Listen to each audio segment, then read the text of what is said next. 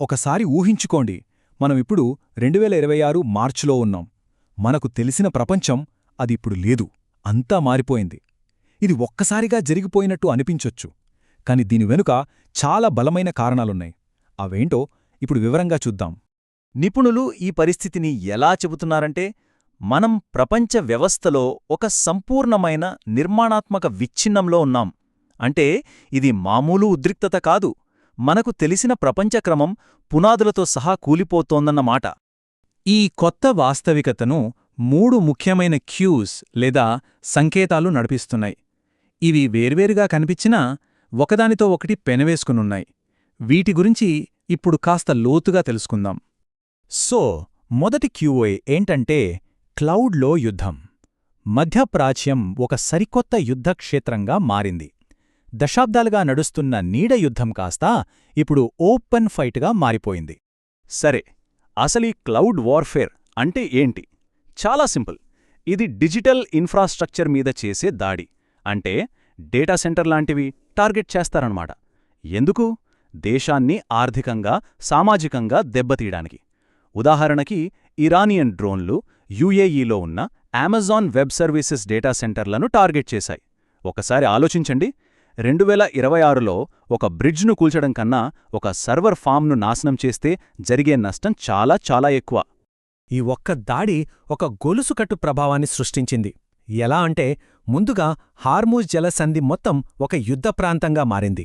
దానితో shipping insurance ప్రీమియంలు ఆకాశాన్ని తాకాయి.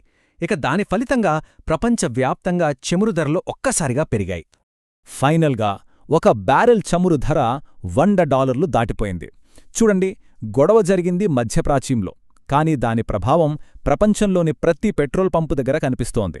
అయితే కథ ఇక్కడితో అయిపోలేదు. చాలామంది గమనించని ఇంకో విషయముంది. ఈ గొడవ వల్ల సహజవాయువు ధరలు కూడా పెరిగాయి.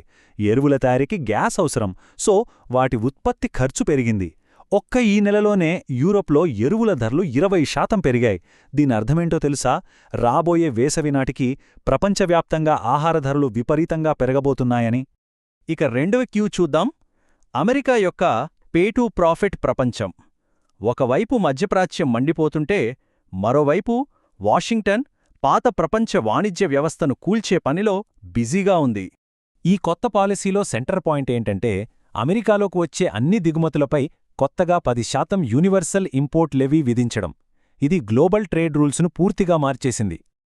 ఈ మార్పు అమెరికా విదేశాంగ విధానంలో ఒక పెద్ద మలుపు.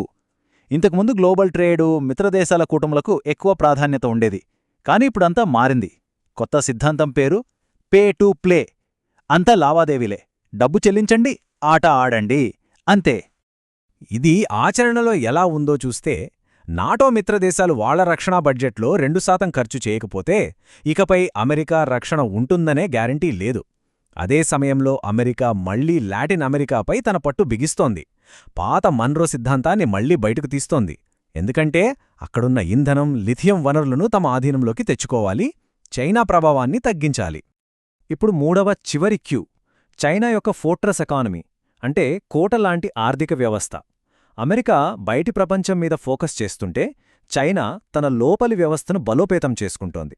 ఈ విడిపోతున్న ప్రపంచంలో నిలబడటానికి బీజింగ్ వేస్తున్న ప్లాన్ ఇది. చైనా 15వ పంచవర్ష ప్రణాళికలో అత్యంత కీలకమైన పదం సావరిన్ ఏఐ. దాని అర్థం చిప్పుల దగ్గర నుండి సాఫ్ట్వేర్ వరకు మొత్తం టెక్నాలజీని దేశంలోనే తయారు చేసుకోవడం, ఏ విదేశీ శక్తి కూడా దాన్ని ఆపలేని విధంగా నిర్మించుకోవడం.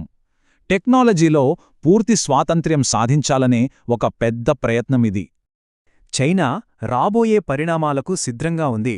గ్లోబల్ ట్రేడ్ సిస్టమ్ కూలిపోతుందని ముందే ఊహించింది. అందుకే వెస్టర్న్ దేశాలు పక్కకు వెళ్తున్నప్పుడు గ్లోబల్ సౌత్ దేశాలకు తనే ఒక ఆర్థిక కేంద్రంగా మారాలని లక్ష్యంగా పెట్టుకుంది. సరే, ఇప్పుడు ఈ 3 క్యూస్ను కలిపి చూద్దాం. అప్పుడు మనకు ఈ కొత్త ప్రపంచక్రమం ఎలా ఉందో ఒక పూర్తి చిత్రం వస్తుంది. దానిపేరే జస్ట్ ఇన్ కేస్ ప్రపంచం. ఇది చాలా కీలకమైన మార్పు. నిజానికి ఇది మన ఆలోచనా విధానంలోనే వచ్చిన మార్పు. ఇంతకు ముందు మనం జస్ట్ ఇన్ టైం గ్లోబలిజంలో బతికాం. అంటే కావలసిన వస్తువులు కావలసినప్పుడు ప్రపంచంలో ఎక్కడ్నుంచైనా వస్తాయనే భరోసా ఉండేది. కాని ఇప్పుడు పరిస్థితి అది కాదు. ఇప్పుడు మనం జస్ట్ ఇన్ కేస్ నేషనలిజంలో ఉన్నాం. అంటే రేపు ఏదైనా జరగొచ్చు, దేనికైనా సిద్ధంగా ఉండాలి, మనకు కావలసినవి మనమే తయారు చేసుకోవాలి అనే ఆలోచన. ఈ కొత్త ప్రపంచంలో పవర్కు ఆయుధాలు కూడా మారిపోయాయి. మధ్యప్రాచ్యంలాంటి ప్రాంతీయ శక్తులు ఇంధనాన్ని తమ ఆయుధంగా వాడుతున్నాయి. అమెరికా ఏమో వాణిజ్యాన్ని వాడుతోంది. ఇక చైనా టెక్నాలజీని తన ప్రధాన ఆయుధంగా మార్చుకుంది. కాని ఈ మొత్తం సమీకరణంలో ఒక వైల్డ్ కార్డ్ ఎంట్రీ ఉంది. అదే భారతదేశం. విడిపోతున్న ప్రపంచంలో ఇప్పటికీ అన్ని వైపులా మాట్లాడుతున్న ఒకే ఒక ప్రధాన శక్తిగా, మిడిల్ పవర్ దేశాల కూటమికి ప్రతినిధిగా మిగిలి ఉన్న ఏకైక వారధిగా నిలుస్తోంది. ఈ విశ్లేషణను ఒక ఆలోచింపజేసే ప్రశ్నతో ముగిద్దాం. ఈ కొత్త క్లౌడ్ వార్ఫేర్ ప్రపంచంలో ప్రైవేట్ టెక్ కంపెనీలు తమకు తామే సైనిక స్థాయి రక్షణను ఏర్పాటు చేసుకోవాలా? దాని బాధ్యత కూడా వాళ్లదేనా? దీని గురించి ఆలోచించండి.